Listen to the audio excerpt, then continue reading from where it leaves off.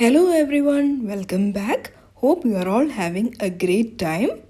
This time, when I came back from India, I brought a soapstone pot for making curd and a clay pot. In this video, we will see how I season both the pots for the first time and setting curd in soapstone pot.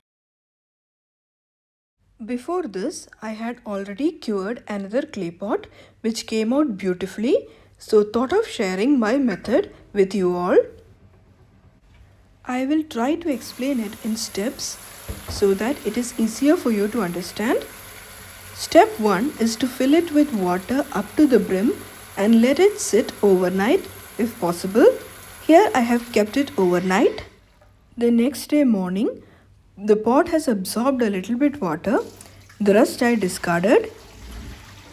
Step 2 is to fill the pot with hot water. Since rice water is easily available in my kitchen, I am using hot rice water. Wait until it cools down completely. Now that it has cooled down, transfer it onto the stove, and our step 3 is to let it come to a boil in low to medium flame. Once the water comes to a boil, switch off the flame and let it cool down. At this point, we will again let the water boil. This time, keep the flame high. Once it comes to a boil, switch the flame off and allow it to cool down. Now, clean the pot with a mild scrub without using soap. It's usually said that soapstones and clay pots tends to absorb the soapy flavor and it gets onto the food that we prepare in it. I usually avoid using soaps onto these pots, but at times I use a small quantity of dishwashing liquid when I feel that there is some stubborn oil residue or any other food residue. Our last step is to keep it on the flame directly and let the water dry away completely. Now add some coconut oil or sunflower oil and let it get hot. Switch off the flame and spread the oil to all parts of the pot. As soon as the pot cools down, spread the remaining oil to the back side of the pot. Make sure that all parts of the pot are evenly coated and let it rest for a while. Most of the oil that we have applied will be absorbed by the pot. Now its first seasoning is done and the pot is ready to be used as you like. It doesn't require much of a maintenance, but once in around 10-15 days, I apply oil all over the pot to prevent it from cracking in the long run. I brought a soapstone pot for making thick curd for salads and the like. I washed it 2 to 3 times with besan or gram flour. It is better to avoid the use of soaps on these pots. Here I have used a non-abrasive scrub and clean it thoroughly.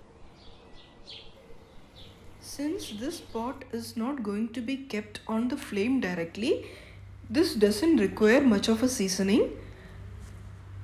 The pot that I bought had a mild seasoning on it when I received itself, so it doesn't need further seasoning. For making thick curd, into the pan add about 2 cups of full fat milk. This is the milk that I used. Once the milk comes to a boil, keep the flame low and keep a ladle or a spoon inside the milk pan and let it simmer for another 20 minutes.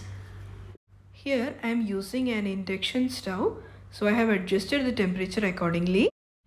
After 20 minutes, the quantity of milk that I got is 3/4 of a cup. You have to reduce it to at least half the quantity you have taken. Now transfer the hot milk immediately into our stone pot.